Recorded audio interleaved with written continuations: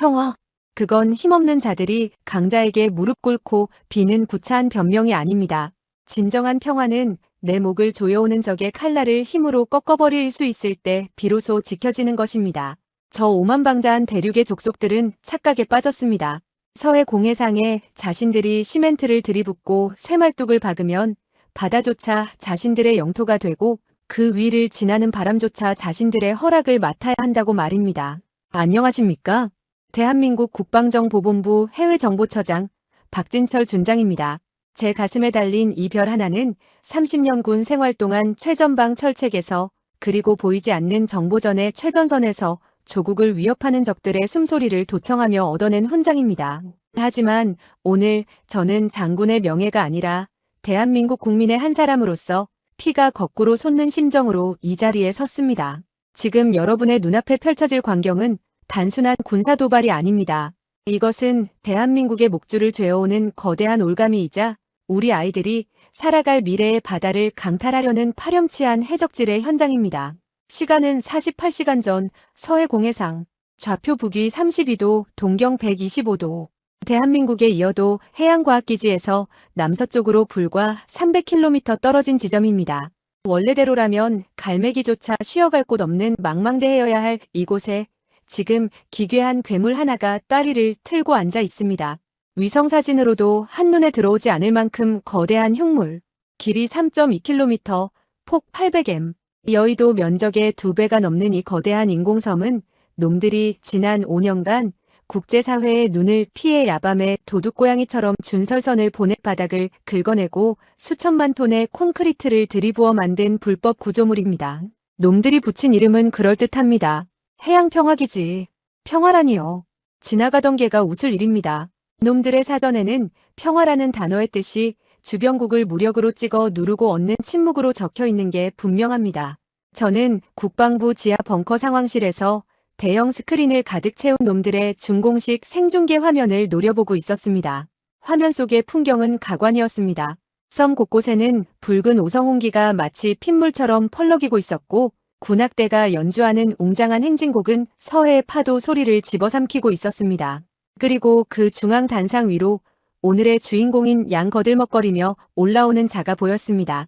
중국 남부정구 사령관 왕젠 상장대장급. 기름진 얼굴에 거만한 미소를 띠고 뒷짐을 진 채 주위를 둘러보는 그의 눈빛은 마치 자신의 영지를 시찰하는 봉건 시대의 영주와 다를 바 없었습니다. 그는 전 세계 100여 개국으로 송출되는 방송 카메라를 정면으로 응시하며 마이크를 잡았습니다.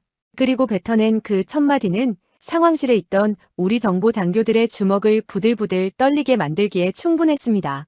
위대한 중화의 꿈이 오늘 드디어 서해의 거친 파도 위에 우뚝 섰다.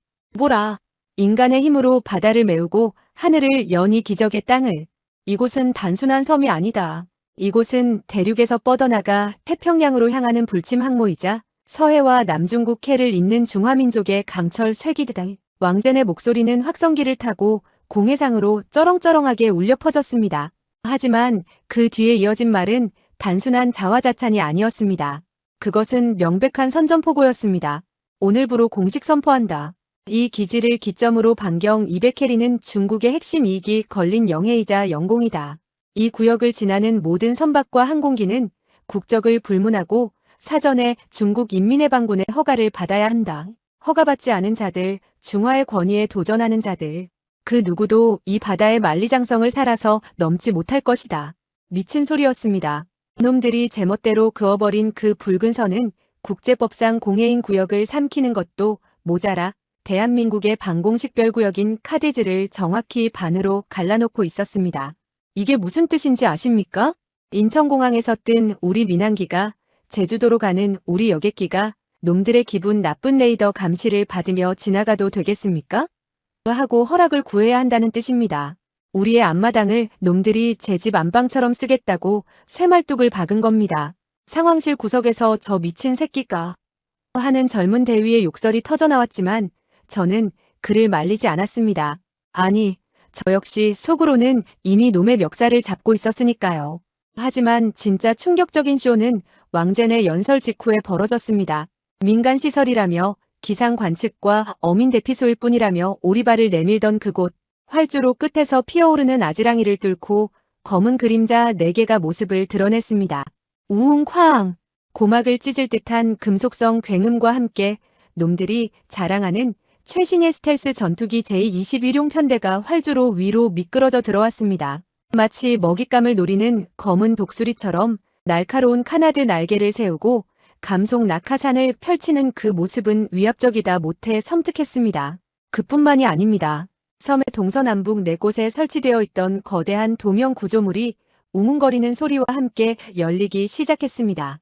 그 안에서 모습을 드러낸 것은 천체 망원경이 아니었습니다. 하늘을 향해 창끝을 겨누고 있는 HQ-9 장거리 대공 미사일 포대 그리고 반경 500km 내의 모든 비행체를 감시할 수 있는 초대형 위상 배열 레이더였습니다. 보십시오. 이게 어딜 봐서 어민대피소입니까? 이건 명백한 전진 군사기지입니다. 대한민국의 옆구리에, 아니 목구멍 바로 밑에 시퍼런 비수를 들이댄 것입니다. 제20 조종사들이 캐노피를 열고 내려와 왕젠 장군에게 거수 경례를 붙였습니다. 왕젠은 그들의 어깨를 두드리며 파한대소했습니다. 그들은 샴페인을 터뜨리며 축배를 들었습니다. 우리의 바다를 짓밟고 우리의 자존심을 뭉개놓고 마시는 그 술맛이 꽤나 달콤했나 봅니다. 그들의 건배사 소리가 상황실 스피커를 통해 들려왔습니다. 서해는 우리의 내해다. 아시아의 질서는 우리가 쓴다. 저는 입술을 꽉 깨물었습니다. 피맛이 비릿하게 배어나왔지만 통증은 느껴지지 않았습니다. 지금 당장이라도 현무 미사일 발사 버튼을 누르고 싶은 충동이 이성을 마비시킬 지경이었습니다. 하지만 놈들은 치밀했습니다. 교묘하게도 놈들은 회색지대 전술을 쓰고 있었습니다. 이곳은 공해상입니다. 우리가 먼저 미사일을 날려 저 섬을 타격하는 순간 우리는 평화로운 민간 시설을 공격한 전쟁광이라는 오명을 쓰게 됩니다. 국제 여론전에서 패배하고 놈들에게 전면전의 명분을 주게 되는 것이죠. 왕제는 그걸 알고 비웃고 있는 겁니다. 너희가 억울하면 어쩔 텐가? 미국 형님 바짓가랑이라도 잡고 올 텐가? 힘없는 나라가 감히 대국에게 덤빌 텐가? 그의 번들거리는 얼굴에서 실눈을 뜬 그 가느다란 눈매에서 그런 조롱이 환청처럼 들려왔습니다. 화면 속 왕젠 장군이 다시 마이크를 잡고 한국과 일본을 향해 마지막 경고를 날리더군요. 주변국들은 현실을 직시하라. 힘의 균형은 무너졌다. 순응하는 자에게는 번영을, 저항하는 자에게는 파멸을 줄 것이다. 파멸? 순응? 기가 차서 말이 안 나오는군요. 저들은 착각하고 있습니다. 대한민국이 침묵하고 있는 이유가 저들의 힘이 두려워서라고 생각하나 봅니다. 아니요. 우리가 조용한 것은 겁을 먹어서가 아닙니다. 사냥감의 목덜미를 물기 직전 맹수는 숨소리조차 내지 않는 법이니까요. 저는 책상 위에 놓인 보안 전화를 들었습니다. 수화기를 잡은 손에 핏줄이 곤두섰습니다. 목소리는 차분하려고 노력했지만 끓어오르는 분노가 섞여 낮게 깔렸습니다. 위성작전실. 들리는가? 박준장이다. 저놈들이 축제를 즐기게 놔둬라. 가장 높은 곳에 올라가서 세상 모든 것을 다 가진 것처럼 웃게 놔둬. 샴페인도 마시고 사진도 찍고 마음껏 즐기라고 해. 그래야 나락으로 떨어질 때 더 뼈저리게 아픈 법이니까. 저는 모니터 속 제20 전투기의 매끈한 동체를 노려보며 말을 이었습니다. 국방과학연구소 ADD 지하연구소 연결해. 프로젝트 비키퍼 즉시 가동한다. 놈들이 자랑하는 저 거만한 모래성. 겉은 번지르르 하지만 속이 얼마나 썩어 문드러졌는지 낱낱이 엑스레이 찍듯 파헤쳐보자.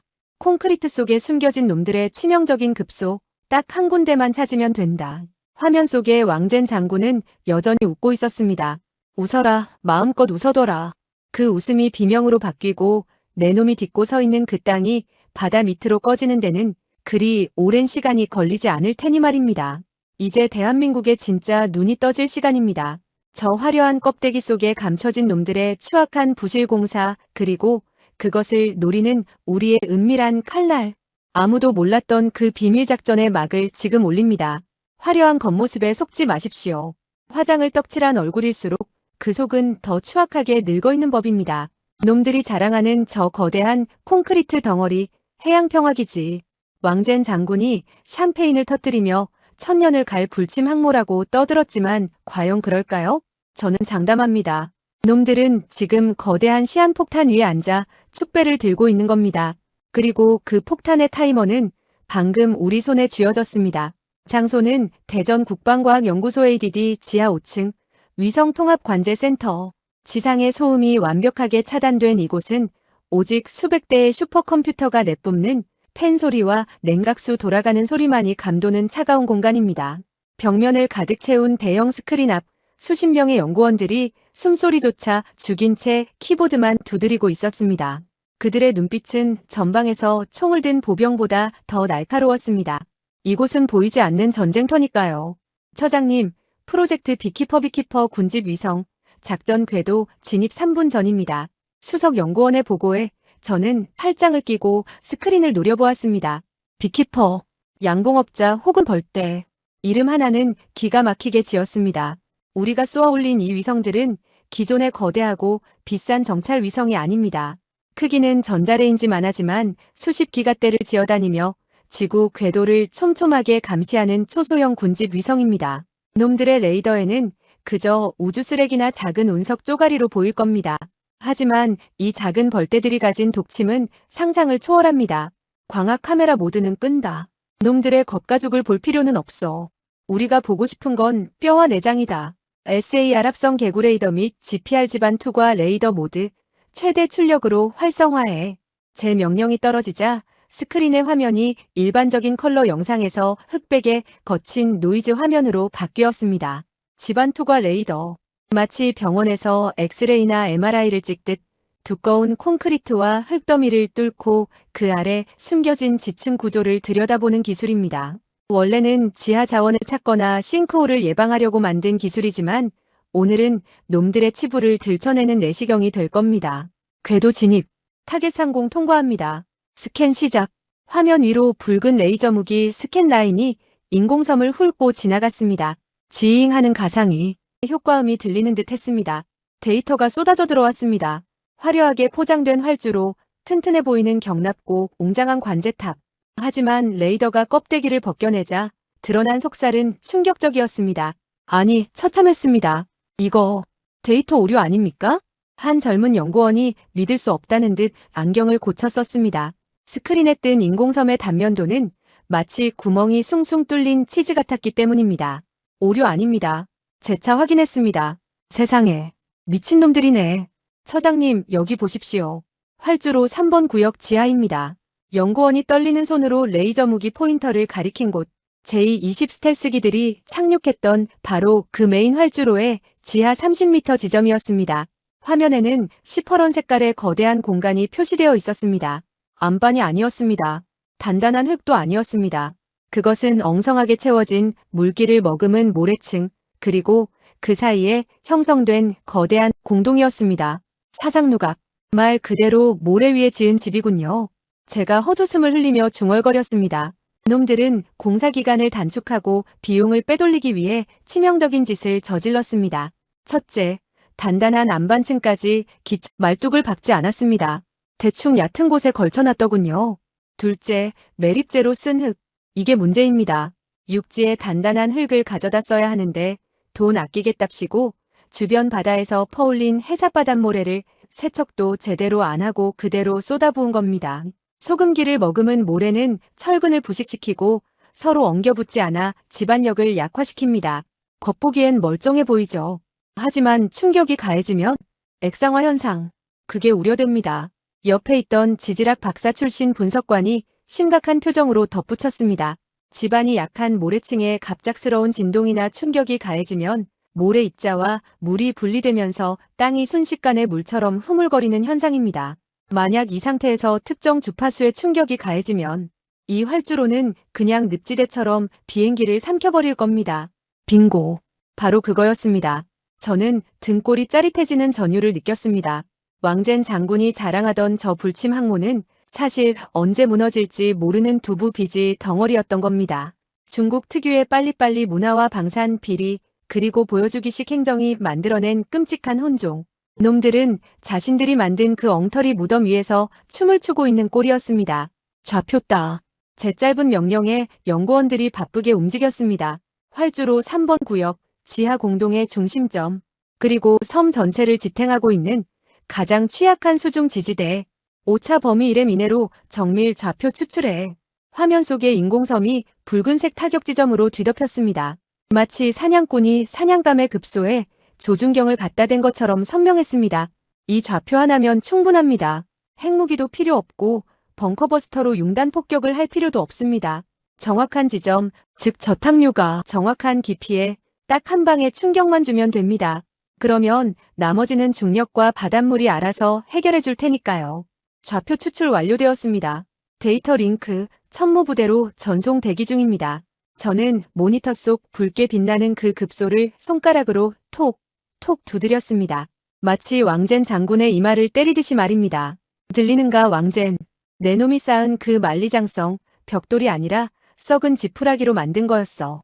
이제 우리가 늑대가 되어 훅 하고 입김을 불어주마. 아기 돼지 삼형제의 집처럼 어떻게 무너지는지 전 세계가 구경하게 될 거다. 하지만 아직은 때가 아닙니다. 명분이 필요합니다. 우리가 먼저 공격했다는 빌미를 주지 않으면서 놈들 스스로 파멸을 자초하게 만들 명분. 그런데 말입니다. 하늘이 도운 걸까요? 아니면 놈들의 오만함이 하늘을 찌른 걸까요? 상황실에 한 라인 전화가 요란하게 울리기 시작했습니다. 다급한 목소리에 공군 통제관이 전해온 소식은 우리의 작전 개시 시간을 앞당기는 방아쇠가 되었습니다. 처장님, 긴급 상황입니다. 제주도 남방 해상, 우리 민항기 K807편이 놈들이 인공섬 레이더에 라곤 조준되었습니다. 지금 당장 항로를 바꾸지 않으면 격추하겠다고 협박 중입니다. 승객 300명이 타고 있습니다. 제 눈빛이 차갑게 가라앉았습니다. 건드리지 말아야 할 영린을 놈들이 기어코 건드리고 말았습니다. 민간인을 인질로 잡아 감히 대한민국 국민을 작전명 샌드캐슬 모래성 승인한다. 놈들에게 알려줘. 모래성은 파도가 치면 흔적도 없이 사라진다는 것을. 자, 이제 두더지 잡기 게임을 시작할 시간입니다. 망치는 준비되었습니다. 하늘은 누구에게나 열려 있어야 합니다. 그것이 인류가 약속한 자유이자 상식입니다.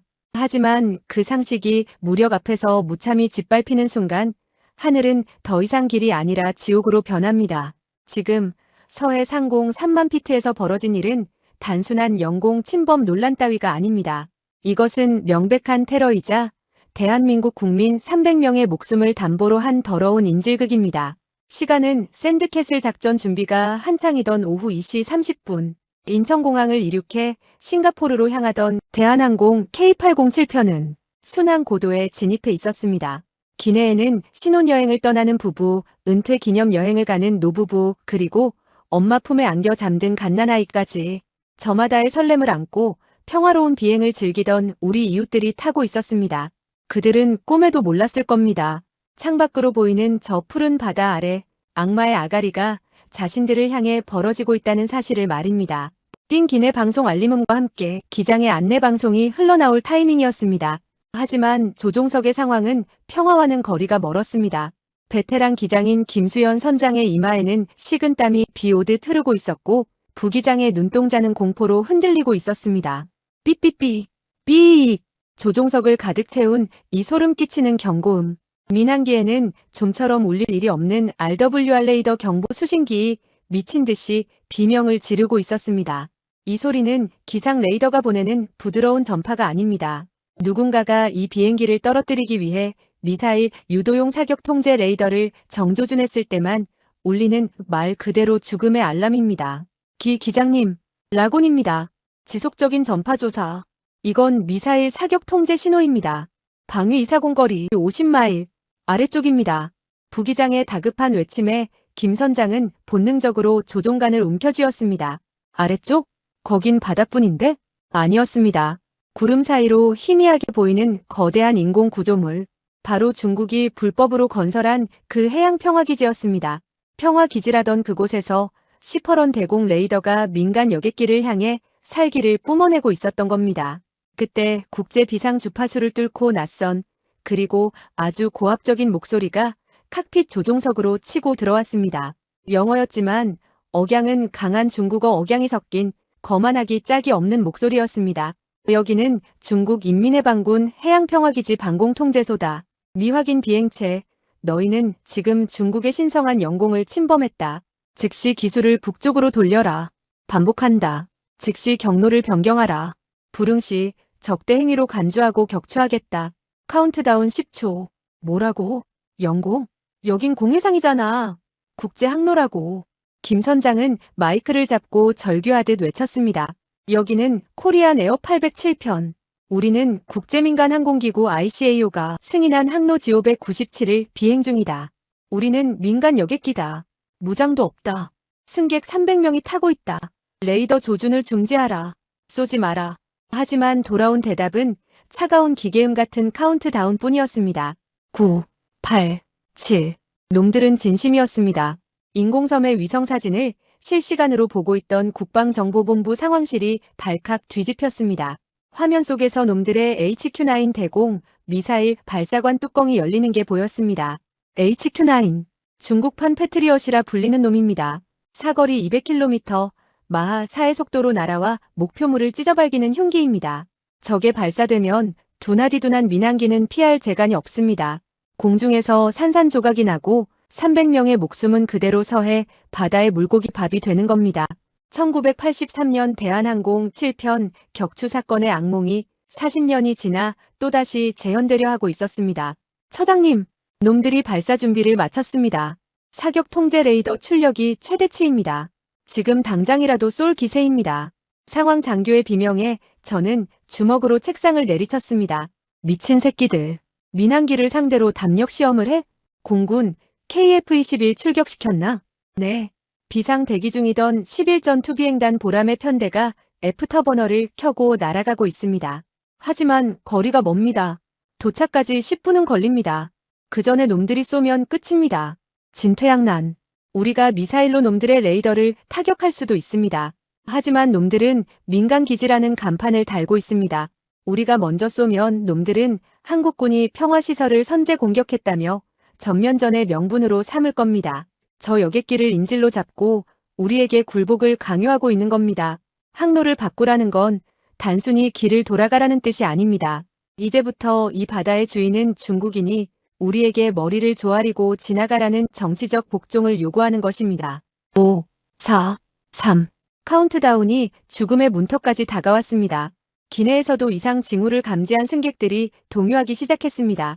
창밖으로 보이는 섬에서 섬뜩한 불빛이 번쩍이는 걸 본 누군가가 비명을 질렀습니다. 저게 뭐야?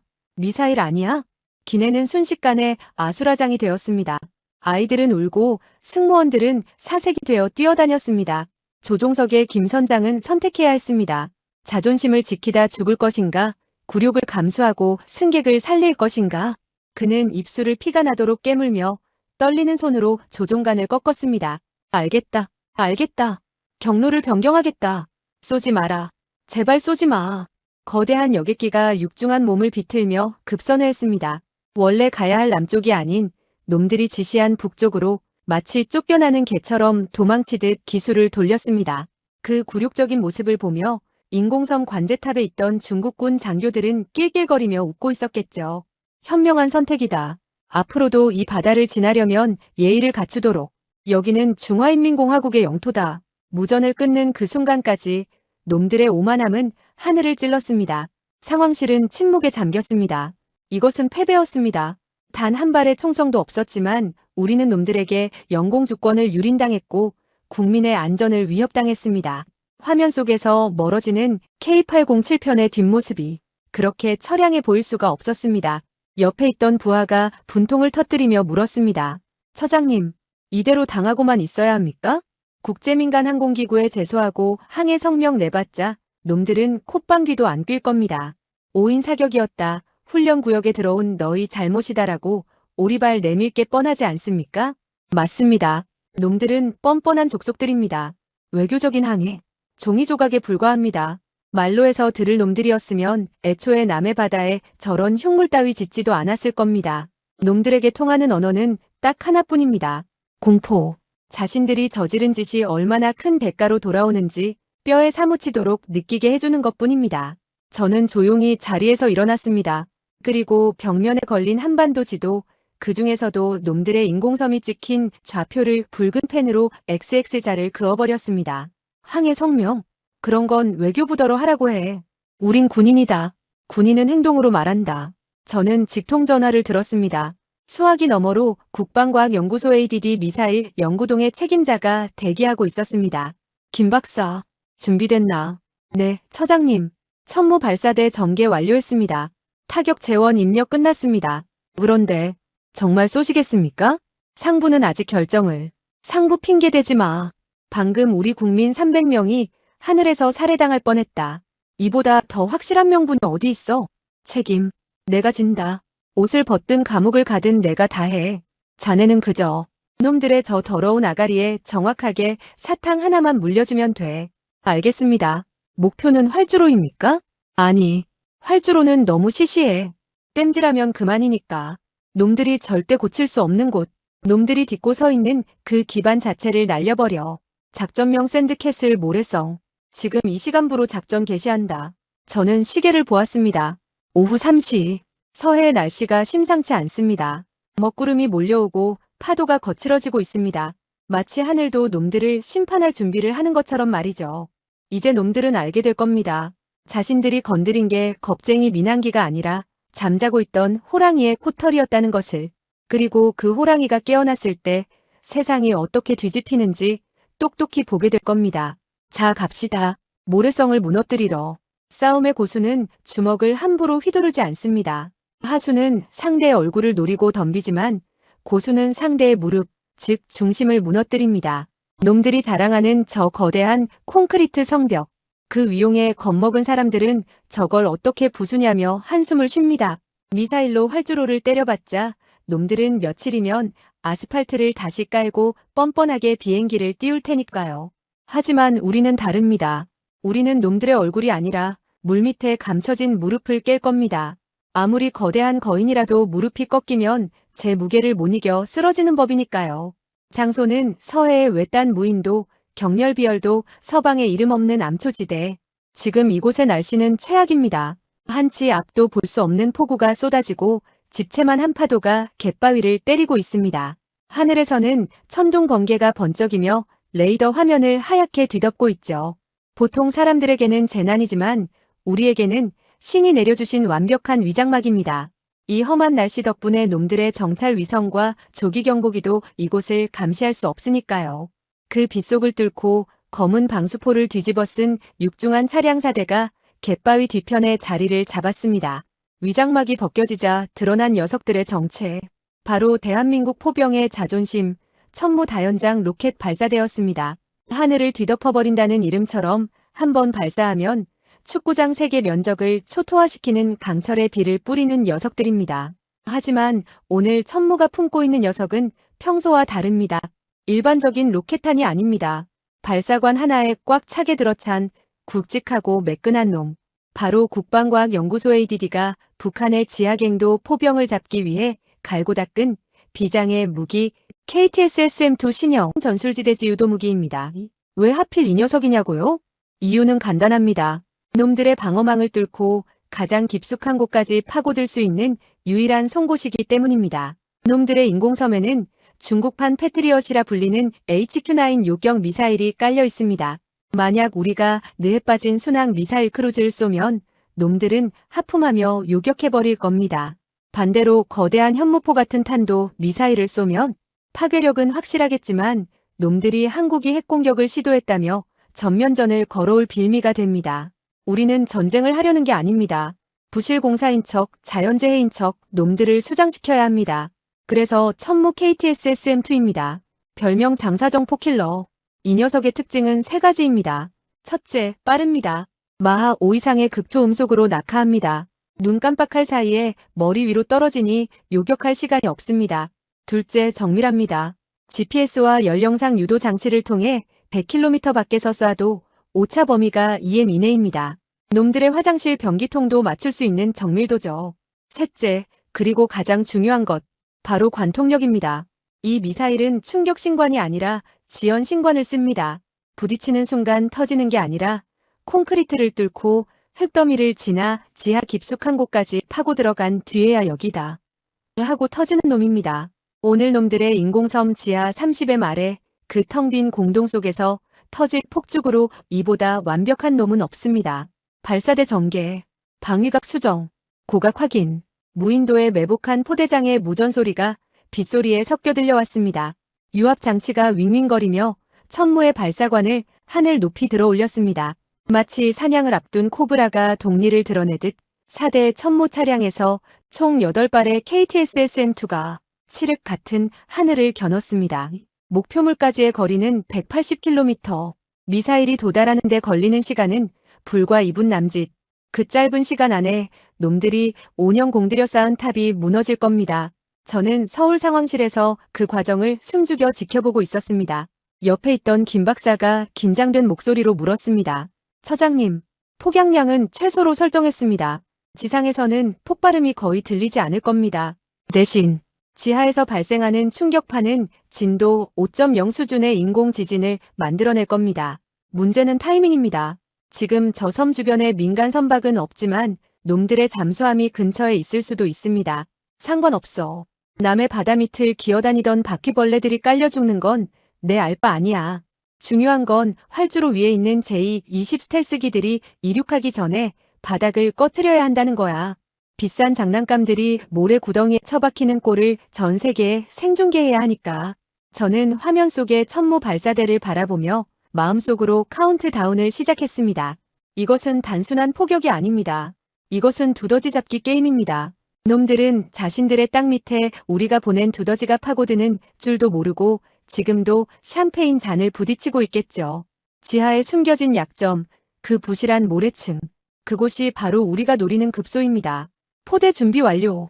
사격 임무하달 바랍니다. 스피커를 통해 들려오는 포대장의 굵직한 목소리.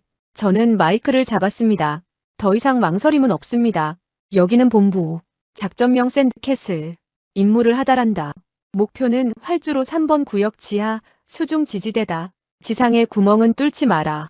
티내지 마. 아주 조용히 하지만 확실하게. 놈들의 발목을 분질러버려라.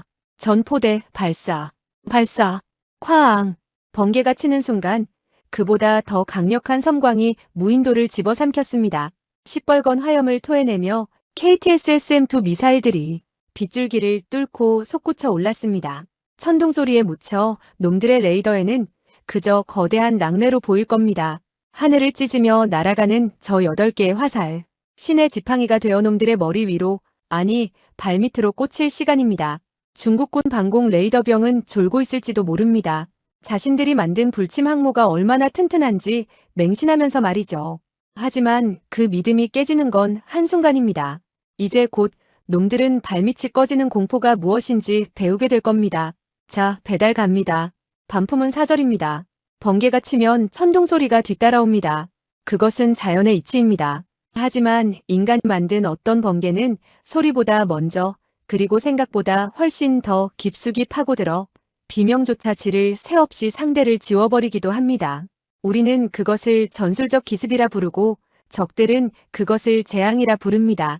지금 서해의 거친 비바람을 뚫고 날아가는 저 8개의 불화살 KTSSM-2 미사일은 단순한 폭약 덩어리가 아닙니다. 그것은 오만한 자들의 정수리에 내리꽂히는 피할 수도 막을 수도 없는 신의 지팡이입니다. 발사 후 60초. 마하오. 음속의 5배. 초속 1.7km라는 믿기 힘든 속도로 8발의 미사일이 대기권을 찢어발기며 낙하하고 있습니다. 일반적인 미사일이라면 마찰열 때문에 적의 적외선 탐지 위성에 붉은 점으로 포착되었겠지만 오늘은 하늘이 우리 편입니다. 서해 상공을 뒤덮은 두꺼운 먹구름과 쏟아지는 폭우가 미사일의 열기를 식혀주고 번쩍이는 천둥 번개가 녀석들의 궤적을 완벽하게 가려주고 있습니다. 마치 자연 그 자체가 우리의 작전을 돕는 스텔스 망토가 되어준 셈입니다. 중국 인민해방군 해양평화기지 지하 2층 방공통제실. 이곳은 최신형 위상배열 레이더와 연동된 수십 개의 모니터가 윙윙거리는 인공섬의 눈과 귀입니다. 하지만 그 눈과 귀는 지금 먹통이나 다름없었습니다. 레이더 화면은 폭풍우가 만들어낸 거대한 노이즈, 즉 클러터로 가득 차 있었으니까요. 레이더병이 하품을 하며 화면을 툭툭 쳤습니다. 젠장, 날씨 한번 더럽네. 온통 번개뿐이라 뭐가 보여야지. 그의 눈에 화면 구석을 빠르게 스쳐 지나가는 희미한 점 8개가 보였을지도 모릅니다. 하지만 그는 대수롭지 않게 넘겼습니다. 또 낙뢰인가 보군. 하여간 서해 날씨는 종잡을 수가 없어. 그것이 놈들의 마지막 실수였습니다. 낙뢰? 아닙니다. 그것은 180km 밖에서 날아와 놈들의 심장을 겨누고 있는 대한민국의 비수였습니다. 왕젠 장군이 연회장에서 건배 제의를 하며 중화의 영광을 위하여 라고 외치고 잔을 들어올리던 바로 그 순간 하늘이 열렸습니다. 슈웅 마이너스. 귀를 찢는 파열음조차 들리지 않았습니다. 미사일이 소리보다 빨랐기 때문입니다. 첫 번째 천무 KTSSM-2 미사일이 인공섬 활주로 3번 구역 그 매끈한 아스팔트 바닥에 꽂혔습니다. 콰직. 엄청난 굉음이 울렸을 거라 생각하십니까? 아니요. 지상에서의 소음은 의외로 작았습니다. 마치 거대한 쇠망치로 땅을 한번 쿵 하고 내려치는 듯한 둔탁한 타격음 뿐이었습니다. 왜냐하면 이 미사일은 표면에서 터지는 멍청한 재래식 폭탄이 아니기 때문입니다. 이 녀석의 임무는 파괴가 아니라 관통입니다. 특수 강철로 제작된 탄두는 아스팔트를 두부 자르듯 뚫고 들어갔고 그 밑에 깔린 1m 두께의 강화 콘크리트마저 종이장처럼 찢어발겼습니다. 지상에서는 그저 지름 50cm 정도의 구멍 하나가 뽕 하고 뚫렸을 뿐입니다. 먼지 구름이 조금 피어오르고 아스팔트 조각이 튀었을 뿐 화염도 폭발도 없었습니다. 활주로 외곽 경비를 서던 병사 하나가 그 소리를 듣고 고개를 돌렸습니다. 방금 무슨 소리 못 들었어? 땅이 좀 울린 것 같은데? 옆에 있던 동료가 키득거리며 대꾸했습니다. 천둥 소리겠지. 겁먹기는. 아까부터 번개가 치잖아. 그들은 몰랐습니다. 자신들의 발밑, 그 어둡고 축축한 지하 세계에서 지금 지옥도가 펼쳐지고 있다는 사실을 말입니다. 지하 30m. 드디어 목표 지점, 모래로 채워진 거대한 지하 공동에 도달한 미사일. 그제야 녀석의 뇌관이 작동했습니다. 도착했다. 여기서 터진다. 스마트 지연 신관이 작동하는 순간 8발의 미사일이 0.1초 간격으로 일제히 폭발했습니다. 쿠르르르르 쾅. 지상이 아닌 지하 밀폐된 공간에서의 폭발. 그 위력은 개방된 곳보다 수십 배나 강력했습니다. 갈 곳을 잃은 엄청난 폭발 압력과 충격파는 사방으로 퍼져나갈 길을 찾으며 요동쳤습니다. 그리고 그 충격파가 가장 먼저 만난 것은 놈들이 돈을 아끼려고 대충 쏟아부은 부실한 해사바닷 모래층이었습니다. 물기를 가득 머금은 모래에 강력한 진동이 가해지자 제가 우려했던, 아니, 제가 간절히 바랐던 바로 그 현상이 일어났습니다. 액상화. 단단하게 뭉쳐있던 모래 입자가 충격에 의해 흩어지고 그 사이로 물이 차오르면서 땅이 순식간에 진흙탕, 아니 물처럼 변해버리는 현상입니다. 지하의 집안이 순식간에 늪지대로 변해버린 겁니다. 섬을 떠받치고 있던 단단한 땅이 사라졌습니다. 그리고 그 충격파는 모래층을 타고 더 깊이 섬에 척추할 수 있는 수중 강철 파일 지지대를 강타했습니다. 끼기기 텅, 텅. 수심 50m 아래 박혀있던 강철 기둥들이 비명을 질렀습니다. 집안이 흐물거리는 상태에서 측면에서 가해진 충격파를 견딜 수 있는 구조물은 없습니다. 수십 개의 지지대가 엿가락처럼 휘어지고 연결 부위가 툭툭 끊겨나갔습니다. 마치 무릎 연골이 파열되듯 인공섬의 하체가 무너져 내리기 시작했습니다. 그 시각 지상의 연회장. 왕젠 장군이 샴페인을 입에 가져가던 찰나였습니다. 쿵. 미세하지만 분명한 진동이 발바닥을 타고 올라왔습니다. 테이블 위에 와인잔이 찰랑거리고 천장에 매달린 샹들리에가 살짝 흔들렸습니다. 방금 뭐지? 지진인가? 참모장이 급히 스마트폰을 확인했지만 지진 경보는 없었습니다. 폭풍우가 심해서 파도가 기둥을 때린 모양입니다. 워낙 거대하다 보니 미세한 진동은 있을 수 있습니다. 그런가? 역시 바다 위라 다르군. 흔들리는 맛이 있어. 왕제는 호탕하게 웃어넘겼습니다. 그는 꿈에도 생각 못했을 겁니다. 그 미세한 진동이 거대한 붕괴의 서막을 알리는 장송곡이었다는 것을. 하지만 전문가들은 달랐습니다. 인공섬 지하시설 관리실. 이곳의 계기판은 미친 듯이 붉은 불을 토해내고 있었습니다. 수압 경고. 지하 3구역 수압이 급상승 중입니다. 집안 센서 오류. 지지대 4번, 5번, 6번. 신호가 끊겼습니다. 이게 무슨 일이야? 어디서 물이 새는 거야? 관리소장이 사색이 되어 소리쳤습니다. 모르겠습니다. 폭발음은 없었는데 지하 수위가 미친 듯이 올라오고 있습니다. 펌프가 감당을 못합니다. 그렇습니다. 지하에서 터진 폭발로 생긴 구멍 그리고 액상화로 인해 헐거워진 틈새로 서해의 검은 바닷물이 댐이 터진 듯 밀려 들어오고 있었습니다. 모래는 씻겨 내려가고 빈 공간은 점점 더 커지고 있었습니다. 지상은 멀쩡해 보이지만 지금 놈들의 발밑은 텅 비어버린 껍데기나 다름없습니다. 개미지옥. 한번 빠지면 헤어나올 수 없는 모래의 늪이 활주로 바로 밑에서 입을 쩍 벌리고 있는 겁니다. 저는 서울 상황실에서 위성 데이터를 확인했습니다. 집안 데이터 그래프가 급격하게 요동치다가 뚝 떨어지는 곡선을 그렸습니다. 성공입니다. 기초가 부서졌습니다. 이제 남은 건 중력이 할 일입니다. 무거운 것일수록 더 빨리, 더 처참하게 무너지는 법.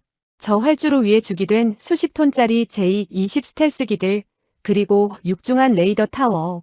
그 무게가 스스로를 짓누르며 파멸을 재촉할 겁니다. 처장님, 지하 진동 감지되었습니다. 규모 4.8. 하지만 지상 관측소에서는 단순한 해저 지진으로 파악하고 있습니다. 적들은 아직 공격받았다는 사실조차 모릅니다. 김 박사의 보고에 저는 차가운 커피를 한 모금 들이켰습니다. 식어버린 커피가 쓰면서도 달았습니다.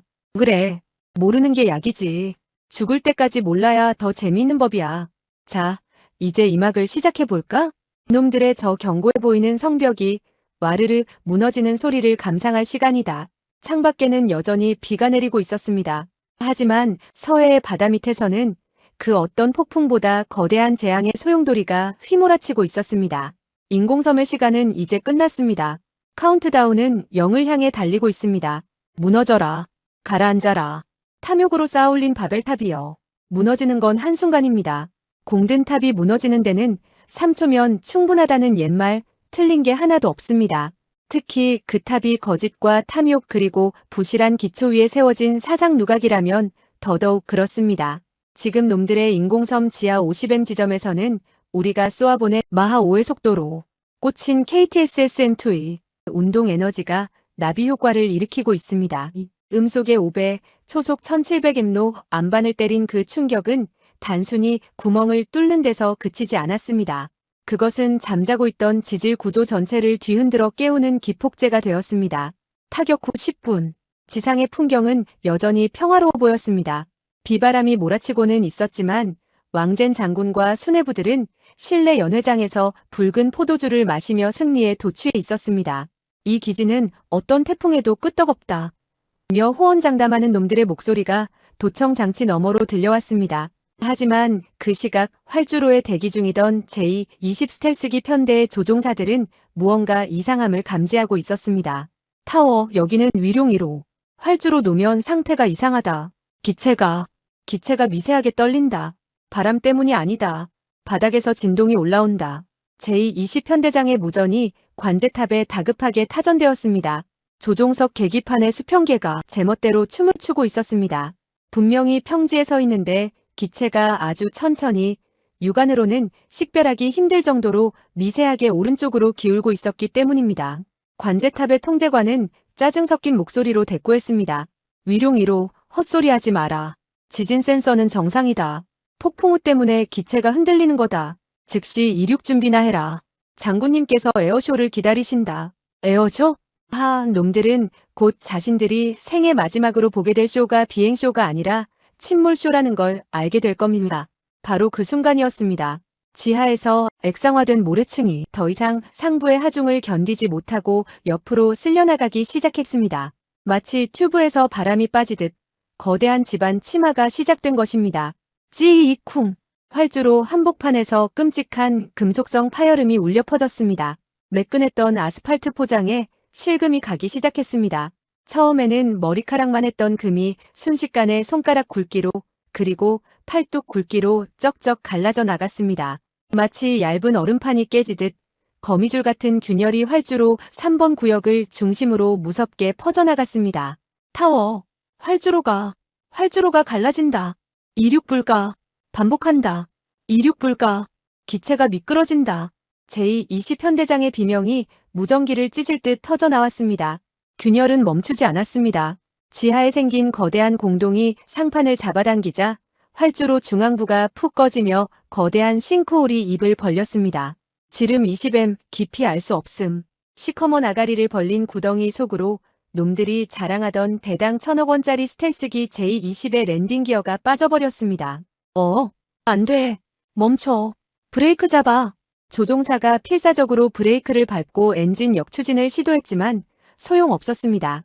기울어진 운동장, 아니 기울어진 늪지대 위에서 육중한 전투기는 그저 미끄러지는 쇳덩어리에 불과했습니다. 끼기기 쾅.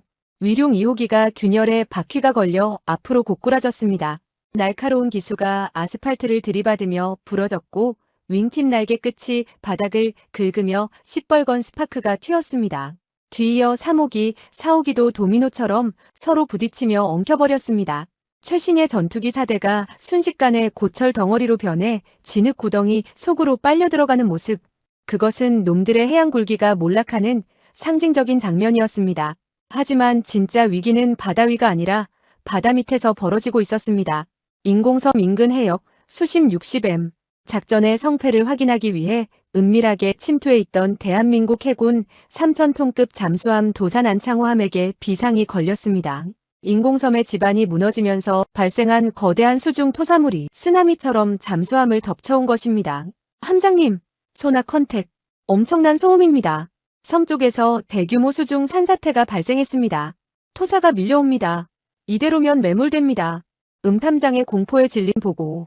지하 안반이 깨지면서 쏟아져 나온 수만 톤의 바위와 모래가 바닷속을 휘젓으며 도산 안창호함을 향해 쇄도하고 있었습니다. 잠수함에게 수중 산사태는 어뢰보다 무서운 재앙입니다. 토사에 파묻히거나 스크류가 엉키면 영원히 부상할 수 없는 강철 관짝이 되기 때문입니다. 함장석에 앉은 최 대령의 눈빛이 번뜩였습니다. 그는 30년 동안 잠수함만 타온 바다의 귀신이라 불리는 사나이입니다. 당황하지 마라. 우리는 놈들이 만든 쓰레기 더미에 깔려 죽으러 온 게 아니다. 기관실, 전속 후진 준비. 좋다. 자망타 최대 하강각.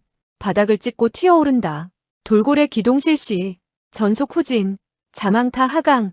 육중한 도산 안창호함이 뱃머리를 들고 엔진 출력을 최대로 높였습니다. 우웅. 선체가 부르르 떨리며 비명을 질렀습니다. 뒤에서는 시커먼 흙탕물 폭풍이 쫓아오고 앞에서는 보이지 않는 수압이 짓누르는 절체절명의 순간 함내의 모든 승조원들이 손잡이를 꽉 잡고 숨을 죽였습니다. 쾅! 쿵! 밀려온 바위 덩어리가 잠수함의 외벽을 때리는 소리가 깡통 두드리는 소리처럼 울려 퍼졌습니다. 조명등이 깜빡거리고 경보음이 울렸지만 최 대령은 흔들리지 않았습니다. 버텨라. 우리 배는 튼튼하다. 이 정도 모래바람에 꺾일 대한민국 해군이 아니다. 지금이다. 밸러스트 탱크 배수. 긴급 부상. 슈! 고압 공기가 물을 밀어내는 소리와 함께 잠수함이 물살을 가르며 위로 솟구쳤습니다. 아슬아슬했습니다. 불과 수미터 차이로 거대한 토사 덩어리가 잠수함의 배 밑을 스치고 지나가 심해로 떨어졌습니다. 잠시 후 거친 서해의 파도 위로 도산 안창호함의 검은 사령탑이 물보라를 일으키며 솟아올랐습니다. 살았습니다. 잔망경을 올린 최 대령은 인공섬 쪽을 바라보았습니다. 그리고 그의 입가에 희미한 미소가 번졌습니다. 함장님 보십시오. 놈들의 섬이 기울고 있습니다. 그랬습니다. 잠수함 잔망경에 잡힌 인공섬의 모습은 처참했습니다. 활주로는 이미 반쯤 물에 잠겨 있었고 랜드마크라던 50m 높이의 관제탑은 피사의 사탑처럼 위태롭게 기울어져 있었습니다. 지반이 불균형하게 침하하면서 섬 전체가 한쪽으로 쏠리기 시작한 겁니다. 연회장에 있던 왕젠 장군과 귀빈들이 비명을 지르며 밖으로 뛰쳐나오는 모습이 열상 카메라의 개미떼처럼 잡혔습니다. 지진이다. 섬이 무너진다. 헬기 불러. 아수라장. 그야말로 아비규환의 생지옥이었습니다. 공격을 받았다는 증거는 어디에도 없습니다. 하늘에서 미사일이 떨어진 흔적도 폭발 화염도 없습니다. 그저 놈들이 부실하게 지은 땅이 스스로의 무게를 이기지 못하고 주저앉았을 뿐입니다. 저는 서울 상황실에서 그 광경을 보며 커피잔을 내려놓았습니다. 화면 속 데이터 링크에는 도산 안창호함의 생존 신호가 파란불로 들어와 있었습니다. 안도감과 함께 가슴 깊은 곳에서 뜨거운 쾌감이 밀려 올라왔습니다. 수고했다, 최 대령. 그리고 도산 안창호함 전 장병들. 자네들이 그곳에서 목격한 건 단순한 붕괴가 아니다. 오만한 제국의 몰락이다. 이제 전 세계가 알게 될 거다. 중국이 쌓아 올린 저 거대한 허상이 마하5의 충격 한 방에 얼마나 허무하게 무너져 내리는지리. 놈들은 지금쯤 영문도 모른 채 자연재해라고 생각하고 있을 겁니다. 하지만 이것은 재해가 아닙니다. 이것은 대한민국이 보낸 아주 정중하고도 치명적인 퇴거 명령입니다. 남의 바다에 말뚝 박지 말고 꺼지라는 국군의 준엄한 경고장인 것입니다. 자, 이제 피날레를 감상할 시간입니다. 가라앉는 활주로와 함께 놈들의 헛된 야망도 수장되는 꼴을 말입니다. 오만함의 무게를 견디지 못한 바벨탑이 무너지는 소리를 들어보셨습니까? 그것은 폭탄이 터지는 굉음보다 더 웅장하고 비명소리보다 더 처절합니다. 지금 서해 공해상 중국이 자랑하던 그 거대한 인공섬 해양평화기지는 더 이상 불침 항모가 아닙니다. 그것은 거대한 타이타닉호가 되어 서서히 그리고 아주 확실하게 수장되고 있습니다. 우리가 쏘아 올린 8발의 신의 지팡이가 만들어낸 나비 효과는 이제 걷잡을 수 없는 태풍이 되어 놈들의 목을 조이고 있습니다. 상황 발생 30분 경과. 인공섬의 메인 활주로는 이미 그 기능을 상실했습니다. 아니, 형체조차 알아볼 수 없게 변해버렸습니다. 지하에 모래층이 쓸려나가면서 생긴 거대한 싱크홀은 마치 굶주린 괴물처럼 입을 벌리고 주변의 모든 것을 집어삼키고 있습니다. 콰르르릉, 쏴! 지하에서 솟구쳐 오르는 검은 바닷물이 10m 높이의 분수처럼 치솟았습니다. 그것은 깨끗한 바닷물이 아니었습니다. 시멘트 가루와 흙탕물, 그리고 놈들의 오수가 뒤섞인 걸쭉한 진흙물이었습니다. 그 더러운 흙탕물 세례를 정통으로 맡고 있는 녀석들. 바로 대당 1000억 원을 호가한다는 중국의 자존심 제21용 스텔스기들이었습니다. 활주로 균열에 바퀴가 빠져 오도 가도 못하게 된 전투기 위로 끊임없이 흙탕물이 쏟아져 내렸습니다. 최첨단 스텔스 도료, 정밀 전자장비, 다 소용없습니다. 소금기 머금은 진흙이 엔진 흡입구로 쏟아져 들어가고 조종석 캐노피를 뒤덮었습니다. 한 조종사가 탈출하기 위해 캐노피를 사출하려 했지만 기체가 기울어지면서 사출 좌석이 활주로 바닥으로 처박히는 끔찍한 사고까지 발생했습니다. 결국 그 비싼 전투기들은 꼬리 날개만 남긴 채 싱크홀 속으로 꼬르륵하고 빨려 들어갔습니다. 마치 화장실 변기 물이 내려가듯 아주 허무하고 우스꽝스러운 최후였습니다. 으악, 섬이 가라앉는다. 다 죽어. 배를 띄워. 구명정 내려. 아비규환. 조금 전까지만 해도 위대한 중화를 외치던 정예 병사들은 온데간데 없었습니다. 살기 위해 서로를 밀치고 밟으며 부둣가로 달려가는 오합지졸들만 남았을 뿐입니다. 하지만 부두 상황도 절망적이었습니다. 집안 침하로 인해 저반 시설이 뒤틀리면서 정박해 있던 고속정들이 서로 충돌하고 뒤집혔기 때문입니다. 도망칠 곳은 없었습니다. 바다는 차갑고 파도는 높았으며 놈들이 믿었던 땅은 배신했습니다. 연회장을 뛰쳐나온 왕젠 장군은 넋이 나간 표정으로 그 광경을 지켜보고 있었습니다. 비바람에 젖은 그의 정복은 볼품없이 구겨졌고 훈장은 흙투성이가 되었습니다. 그는 고래고래 소리를 질렀습니다. 헬기, 내 전용 헬기 어디 있어? 당장 나를 태워. 부관이 울상을 지으며 보고했습니다. 장군님, 헬기장이 사라졌습니다. 집안이 붕괴되면서 바다로 쓸려 내려갔습니다. 구조 요청을 보냈지만 폭풍우 때문에 접근이 불가능하다고 합니다. 뭐라고? 내가 누군지 알아. 남부정부 사령관이야. 이따위 모래성이 무너지는데 구조 하나 못해? 왕제는 바닥에 주저앉아 주먹으로 땅을 쳤습니다. 그가 치고 있는 그 땅조차 쩍쩍 갈라지고 있는 줄도 모르고 말입니다. 그때 놈의 눈에 믿을 수 없는 광경이 들어왔습니다. 섬의 상징이자 통제 중추인 50m 높이의 관제탑. 그 거대한 탑이 끼익 하는 끔찍한 금속성 비명을 지르며 서서히 옆으로 기울기 시작한 겁니다. 기초가 유실된 탑은 더 이상 버틸 힘이 없었습니다. 마치 슬로 모션처럼 관제탑이 왕젠이 서 있는 쪽을 향해 쓰러져 내려왔습니다. 피해! 으악! 왕젠과 참모들이 혼비백산하여 진흙탕을 굴렀습니다. 쾅! 관제탑이 지면을 강타하며 산산조각이 났습니다. 파편이 튀고 유리창이 박살나며 왕젠의 머리 위로 쏟아졌습니다. 그는 머리를 감싸쥐고 벌벌 떨었습니다. 천하를 호령하던 장군의 위엄은 찾아볼 수 없었습니다. 그저 자연의 분노 앞에 발가벗겨진 나약한 인간일 뿐이었습니다. 이 모든 상황을 저는 서울 상황실에서 위성 영상으로 그리고 도청된 통신망으로 생생하게 감상하고 있었습니다. 통쾌하다는 말로는 부족했습니다. 이것은 정의구현이었습니다. 김 박사 놈들의 통신 내용을 분석해봐. 공격받았다는 걸 눈치챘나? 아닙니다, 처장님. 놈들은 패닉 상태입니다. 해저 지진이다, 쓰나미다, 심지어 용왕이 노했다는 헛소리까지 나오고 있습니다. 하지만 그 누구도 미사일 공격이라는 단어는 꺼내지 않고 있습니다. 폭발 흔적이 없으니까요. 그저 자신들이 대충 지은 땅이 무너졌다고 생각하는 것 같습니다. 성공입니다. 완벽한 범죄는 흔적을 남기지 않는 법. 우리는 놈들의 뼈를 부러뜨렸지만 겉으로는 멍자국 하나 남기지 않았습니다. 이제 남은 건 이 쇼를 전 세계에 알리는 일뿐입니다. 같은 시각 전 세계의 뉴스 채널들이 긴급 속보를 타전하기 시작했습니다. CNN의 앵커가 흥분된 목소리로 보도했습니다. 브레이킹 뉴스. 중국의 야심찬 프로젝트 하루 만에 침몰하다. 화면에는 붉은색 라이브 마크와 함께 기울어진 인공섬과 바다에 둥둥 떠다니는 J-20 전투기의 잔해 영상이 송출되었습니다. 우리 정보기관이 슬쩍 흘려준 고해상도 드론 영상이었습니다.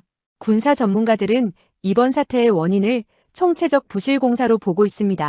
이른바 두부 비지 공정 프로젝트라 불리는 중국 특유의 날림 공사가 화를 불렀다는 분석입니다. 지반이 약한 해역에 무리하게 콘크리트를 쏟아부어 자연적인 지반 침하와 액상화 현상을 초래했다는 것입니다. 영국의 BBC 방송은 한술 더 떴습니다. 중국의 해안굴기 모래성처럼 무너지다. 불법으로 건설된 인공섬이 자연의 심판을 받았습니다. 주변국들은 내심 안도하는 분위기입니다. 특히 한국과 일본은 이번 사고로 인해 해상 안보 위협이 사라졌다며 공식적인 논평은 자제하고 있지만 네티즌들의 반응은 뜨겁습니다. 인터넷 반응은 그야말로 축제였습니다. 메이드 인 차이나의 한계다. 전투기를 잠수함으로 쓰려고 만든 거냐? 자연이 불법 점거자들을 퇴거 조치했네. 한국이 굿이라도 한 거 아니냐? 타이밍 기가 막히네. 전 세계가 비웃고 있었습니다. 중국의 군사적 위협? 공포? 그런 건 이제 없습니다. 대신 부실공사, 종이호랑이, 개그 콘서트라는 꼬리표만 남았습니다. 이것이 제가 노린 진짜 타격입니다. 무기로 적의 몸을 상하게 하는 건 하수입니다. 적의 평판과 자존심을 회복 불가능할 정도로 박살내는 것. 그것이 진짜 고수의 복수입니다. 왕젠 장군. 지금쯤 진흙탕 속에서 구조선을 기다리며 무슨 생각을 하고 있을까요? 억울할까요? 분할까요? 아니면 이제 본국으로 돌아가서 당하게 될 숙청이 두려울까요? 어느 쪽이든 상관없습니다. 중요한 건 그가 다시는 서해를 넘볼 엄두조차 내지 못할 거라는 사실입니다. 상황실의 대형 스크린 속 인공섬은 이제 절반 이상이 물에 잠겼습니다. 화려했던 활주로는 사라졌고 펄럭이던 오성홍기는 흙탕물에 젖어 축 늘어졌습니다. 거대한 제국의 야망이 수장되는 모습. 참으로 장관이었습니다. 저는 자리에서 일어나 옷매무새를 다듬었습니다. 이제 마지막 피날레를 장식할 시간입니다. 우리는 끝까지 신사적이어야 하니까요. 쓰러진 적에게 침을 뱉는 대신 아주 우아하게 조롱해주는 것이 승자의 여유 아니겠습니까? 바다는 언제 그랬냐는 듯 다시 고요해졌습니다. 성난 파도가 휩쓸고 지나간 자리, 그 서해 공해상에는 이제 오만한 제국의 깃발도 위협적인 미사일 포대도 거대한 활주로도 존재하지 않습니다. 남은 것은 오직 바다 위에 둥둥 떠다니는 스티로폼 부스러기와 기름띠 그리고 탐욕이 남긴 초라한 잔해들 뿐입니다. 자연은 위대합니다. 인간이 억지로 세운 부조리한 흉물을 단 하루 만에 삼켜버리고 다시금 태고의 푸른 모습을 되찾았으니까요. 물론 그 자연의 심판을 살짝 도와준 것이 우리 대한민국의 기술력이라는 사실은 영원히 비밀로 남겠지만 말입니다. 상황 발생 3시간 후 서울 용산 국방부 브리핑룸이 아니라 외교부 대변인실이 바빠졌습니다. 이번 작전의 피날레는 미사일이 아니라 말로 장식해야 했기 때문입니다. 가장 신사적이고 가장 인도적이며 그래서 놈들에게는 가장 치욕스러운 한 방을 날릴 차례였습니다. TV 화면 속에 등장한 정부 대변인은 침통한 표정을 짓고 있었지만 그 눈빛만큼은 차가운 비웃음을 머금고 있었습니다. 그는 전 세계 기자들을 향해 발표문을 낭독했습니다. 대한민국 정부는 금일 서해 공해상에서 발생한 해양 구조물 붕괴 사고에 대해 깊은 유감을 표합니다. 비록 해당 시설이 국제법적 논란이 있는 불법 인공섬이었으나 인명피해가 발생한 점에 대해 인도주의적 차원에서 안타깝게 생각합니다. 이에 우리 정부는 즉각적인 구조 지원을 제안합니다. 최정예 해난 구조대 SSU와 독도함 그리고 의료진을 현장에 급할 준비를 마쳤습니다. 중국 측이 원한다면 언제든지 달려가 돕겠습니다. 기가 막힌 한 수였습니다. 겉으로는 도움을 주는 척하지만 속뜻은 이것입니다. 너희 기술력이 형편없어서 무너진 거 우리가 가서 좀 치워줄까? 불법 시설물 짓다가 꼴 좋게 됐구나. 이 제안은 놈들의 자존심을 난도질하는 예리한 칼날이었습니다. 그 시각 구조된 중국 구축함 가판위 담요를 뒤집어 쓰고 덜덜 떨고 있던 왕젠 장군은 이 뉴스를 스마트폰으로 보고 있었습니다. 그의 얼굴이 불그락 달아올랐습니다. 한국이 구조대를 보낸다? 그건 전 세계의 중국은 제 앞가림도 못해서 한국의 도움을 받는 이류 국가라고 광고하는 꼴이었습니다. 게다가 한국 구조대가 오면 현장을 조사하는 과정에서 놈들의 부실 공사 증거가 만천하에 드러날 게 뻔했습니다. 왕제는 이를 갈며 소리쳤습니다. 거절해. 필요 없다고 해. 우리 힘으로 수습한다. 얼씬도 하지 말라고 해. 결국 중국 외교부는 자체적인 구조 역량이 충분하다며 우리의 제안을 거절했습니다. 하지만 이미 승패는 갈렸습니다. 전 세계 언론은 한국의 대인배적인 태도와 중국의 옹졸한 자존심을 비교하며 연일 떠들어댔습니다. 놈들은 섬도 잃고 전투기도 잃고 국제적인 망신까지 당했습니다. 이것이 바로 부전승. 싸우지 않고 적을 굴복시키는 최상의 승리였습니다. 저는 상황실 의자에 깊숙이 몸을 기대며 식어버린 커피를 한 모금 들이켰습니다. 쓰디 쓴 에스프레소가 목을 타고 넘어가며 지난 48시간의 피로를 씻어주었습니다. 화면 속의 서해 바다는 평화로웠습니다. 인천공항을 이륙한 민항기들이 다시 예전 항로를 따라 자유롭게 날아다니고 있었습니다. 더 이상 허락을 구할 필요도 미사일 조준을 걱정할 필요도 없었습니다. 저 평화로운 풍경, 저것을 지키기 위해 우리는 어둠 속에서 칼을 갈았나 봅니다. 문득 저 무인도에서 비를 맞으며 미사일 발사 버튼을 눌렀을 젊은 포대장이 생각납니다.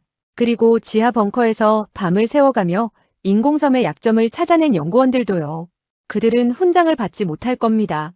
이 작전은 존재하지 않았던 일로 기록될 테니까요. 하지만 우리는 알고 있습니다. 누가 진짜 영웅인지. 화려한 스포트라이트를 받는 정치인이 아니라 보이지 않는 곳에서 묵묵히 제 몫을 다한 그들이야말로 대한민국을 지탱하는 진짜 기초라는 것을 말입니다. 제 옆에 있던 부관이 조심스럽게 물었습니다. 처장님, 놈들이 다시 인공섬을 지을까요? 저는 피식 웃으며 고개를 저었습니다. 못 짓지. 돈이 없어서가 아니야. 공포 때문이야. 놈들은 평생 모를 거야. 왜 섬이 무너졌는지. 자신들이 발을 디디는 땅이 언제 또 꺼질지 모른다는 공포. 그 트라우마가 놈들의 발목을 잡을 거다.